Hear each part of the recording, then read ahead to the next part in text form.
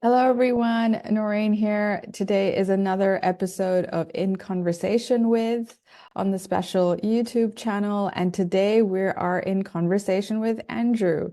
Thank you so much for joining me. Thank you for having me here. So, Andrew, tell us about yourself.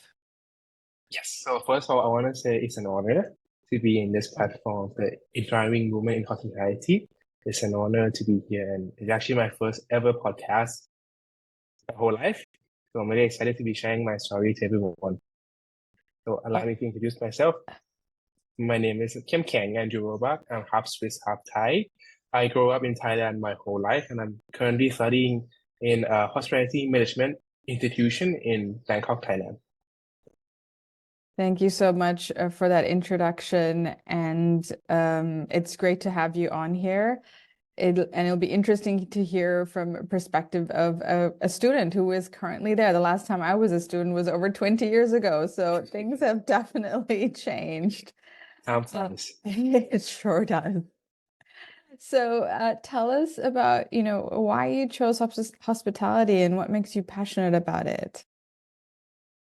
Oh, first of all, before then in my high school, I didn't actually choose to be in the hospitality industry or in this major.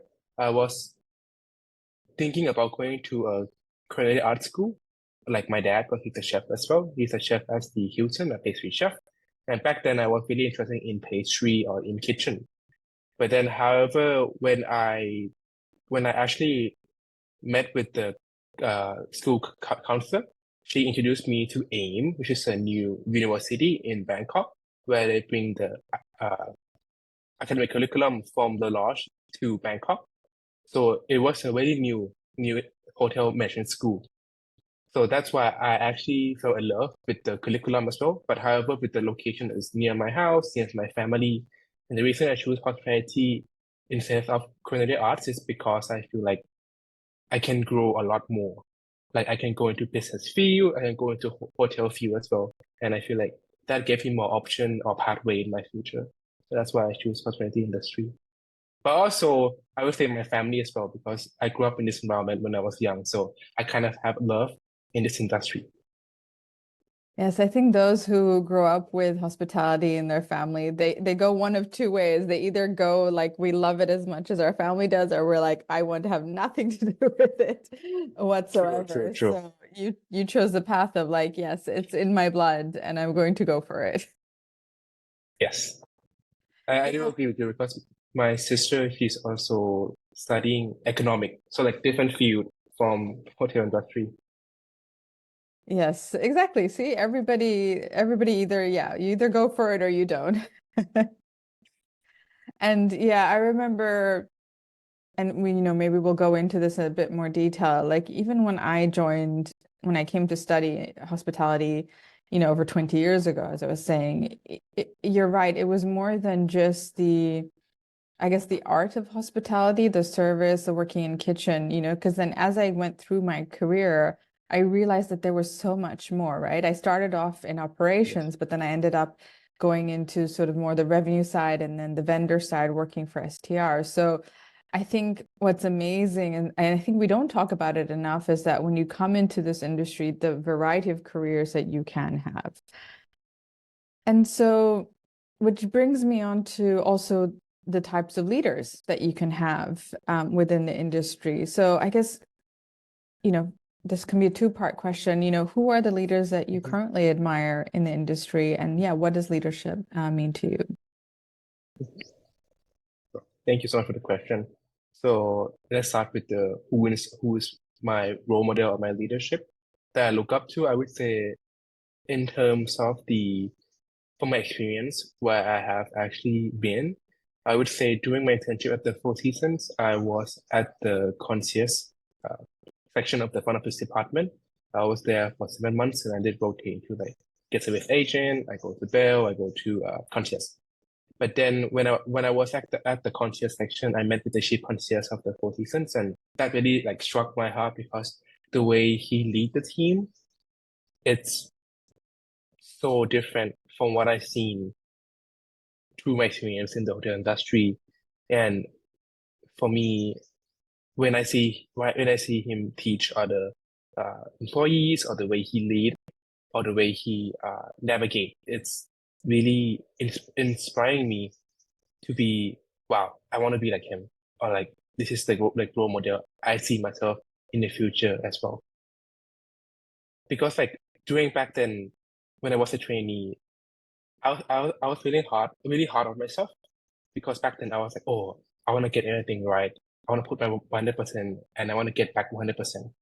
And then when sometimes I fail or I fall, I really push myself, or like I would say, pressure myself more. But then the chief concierge told me once, or he tried to tell me that, like, he told me that having flaw is normal, and like it's nothing to be ashamed of. Like when you fall, you just get up and try again and restart the day. And that's really like, wow, that really inspired me. Like when I was back at the concierge doing the internship. But however, another person that also like uh struck my heart as well is the hotel manager of the Four Seasons.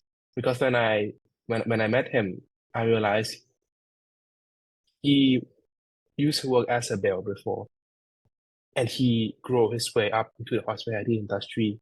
And that time I was also at the bell as well. And like that's really like, wow, I want to be like him also. And like he slowly grew himself to be the hotel manager, working from like the bottom and coming up. Yeah. That's incredible. And I do think that is the beauty of our industry as well, is that you can really start here and then, really grow your career within the industry. And it's through experience and having great leaders, championing for you. And I think, what your chief concierge said is so true. Like, I think the other thing is the failing. We often talk about that failure being like the worst thing, but it's actually not.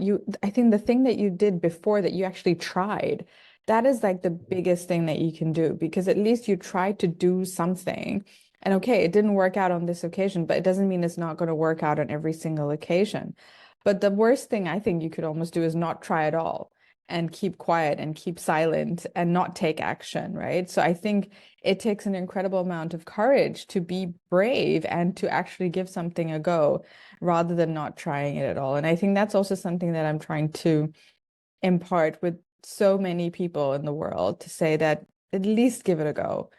Because if you don't know, you won't learn. And it is from the failures, it's from the mistakes. That's where we may have the greatest learning and the greatest growth as well. So thank you so much for sharing that. And, it's great to know that there are leaders out there who hold that space for you. And also, I guess they're protecting you in a way, right? Making it safe for True. you to know that you can learn in this kind of environment too.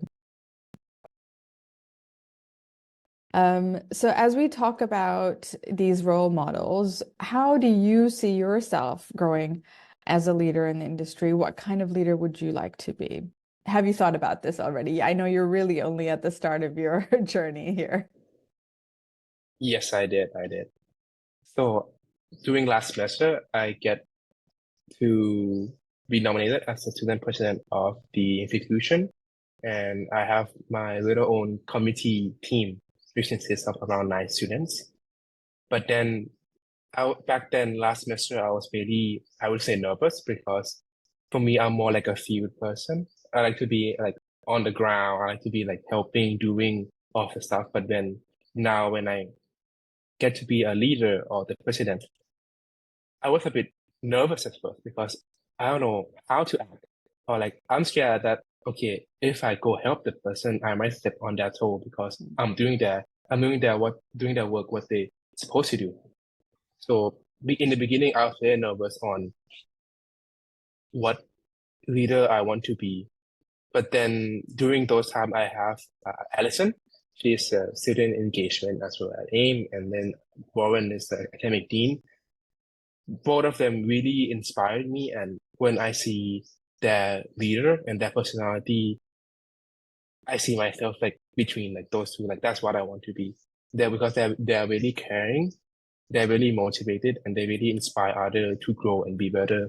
And for me, that's what kind of leader I want to be. Is that I want to see people grow, and even grow higher than me. I want to see them successful because I feel like that's what leader should be is yes, you have to navigate or lead your team, but however, you have to grow the people in the team as well. Thank you so much. That's beautifully said. And I'll share, some of my own experiences here too. I remember when I would, started growing my own team, became a manager for the first time. The first thing I had to learn was delegating, right? Giving the tasks away, things that I was like so good at and I knew exactly how to do. The hard thing was really to like let it go and trust. And then as I grew my own career and as a leader, the other thing was also, yes, I want my team to grow as well and grow beyond me or at least alongside me. So there was at one point an opportunity for me I had a number two in one of my teams. So then I was able to promote her to the director level and be head of her own department. And that gave me a great deal of joy and satisfaction because I think as leaders, we want to see everybody grow and develop. And I think that's beautiful that you've already recognized that. And yeah, let's hope you have plenty of opportunities to make that happen. And I remember when we met a couple of weeks ago now, you also told me that you have a blog where you're also sharing stories of leaders from the industry. So tell us a little bit about how that came about and who are some of the people that you are incorporating into your blog. Yes, thank you. So first of all, like the blog is called the Inside Scoop of Hospitality. So it's like an inside like scoop of like some hospitality news and like some articles and information. And the reason I started the blog was since because beginning I was one of the first students at AIM, and then I saw it grow slowly each year, each semester, and then when I was in semester 5, no, sorry, when I was in semester the practical art semester, I remember back then I don't really have like I don't really have a clue or like much knowledge yet where I really want to go in my internship or my career. So I have an idea that like why don't I create like a blog or article where I go interview different hoteliers, managers or director, asking them like what's their inspiration or like why did they choose to join hotel industry or like why this department like F&B, front office, housekeeping. So for me, like I feel like what if I make like a whole library full of knowledge and full of like information for other students to see. Like example, if the student read, oh, they read my blog on kitchen. Okay, that's why I want to be like at least help them to know which part they want to walk in. So that's like one of my inspiration in making the blog. Yeah, incredible. And I think it's so true. I think it goes back to what I was saying at the very beginning is that the variety of careers that you can have in hospitality, often you don't know that when you're studying or when you're really starting out your career. So it's fantastic that you're building that out and offering different, options for other students to know and kind of building that. Yeah, I like how you called it library of knowledge. And then one of the other topics that we're going to be discussing today is work-life balance, which I thought was really interesting that when we met and we were talking about this and that, you're already, facing some challenges, I guess, is probably the best way to talk about that. But the awareness that you have on it, which is already for me important, because this whole concept of work-life balance really only came about for me much later on. And the fact that you have that awareness is commendable. So tell me a little bit about that experience for you and why it's important to have some balance in your life. Yes, so thank you. So for me, this has been one of the obstacles that I'm facing right now. It's been in my mind for like around, I think 2 to 3 years already. Like, what is work-life balance, or how can you have a work-life balance? Like, I would say, let's start from the beginning. Back then, when I was in high school, I was kind of like a nobody, so I didn't have much like things to do. But however, when I joined AIM gave me like a stand for me to step on, or like AIM helped me find like what I love or like what I want to do in the future. So when I started joining AIM, I like to help teams. Like I do advertisement, I do interview, or like even like all that like small activities and also with the assignment as well. But then when I start doing the blog and I start like joining the AIM ambassador or the committee team for me, like that kind of shift towards I don't see it as a work anymore.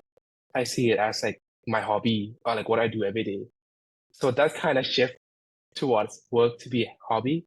So like my day off would be like checking LinkedIn or like trying to see like what blog should I write or like the student amateur platform. They have like an application where I have to post our picture or like promote the school. That became my hobby instead of Instagram. So like for me, like that kind of shifted and like sometimes I do get kind of lost. Like, okay, like what do you do as a hobby? But because this is my hobby already, so I'm kind of a bit lost sometimes. But I try to like hold on, like take a break, or maybe like step down a bit because sometimes when you put too much, it can destroy the whole, I would say, work-life balance. So I try to be like I start going back to cooking more because I love cooking or doing pastry. So I try to, I even play basketball now, so I try to have different kind of hobby too. Thank you so much for sharing that. Yeah, it's interesting how, when our hobbies and work becomes one, the lines get very blurred. And I think I'm going through a little bit of that now myself as well, because what I'm doing right now is more than just work. It's a real passion of mine, and the hours just go by and mean nothing to me. So yes, I need to also now try to consciously make time for other things in my life too. That gives me a little bit of more of, I guess, yeah, that downtime and headspace. And also, I find when you do other things, it clears your mind. It makes space in your mind as well. And Agree. that's when all the really good things start coming up. So it's always good to have something to write on, or at least jot it down in your phone quickly. Well, I've really enjoyed this conversation, and I'm going to move on to my final question now and ask you, who inspires you? That's really an exciting question because there's two people who's inspired me. One is my mom and dad because I see them grow in my life, but also in this industry as well. And for me, the reason I became like really, or the reason who I am right now, I would say it's because of my dad as well, because I would say he's one of my role model in my life. He's very motivated. He's very commitment and passionate about the things he do. And I feel like that's really like represent me as well. I think that's where I get his trait from. But however, Warren and Allison is also one of my inspiring leaders or inspiring person in my life because the way they lead me or the way they help me or shape me. My mom, my dad, Warren and Allison really shaped me to be who I am like right now. Because I feel like without them, I would be lost. I feel like with them, they really guide me or they really show me like, okay, this is what I love or what I want to do. And they really encourage me and also motivate me to just go for it. So I feel like two of them are really my inspiring leaders. That's really wonderful to hear, and great to have parents who inspire you, yeah, throughout your life, really.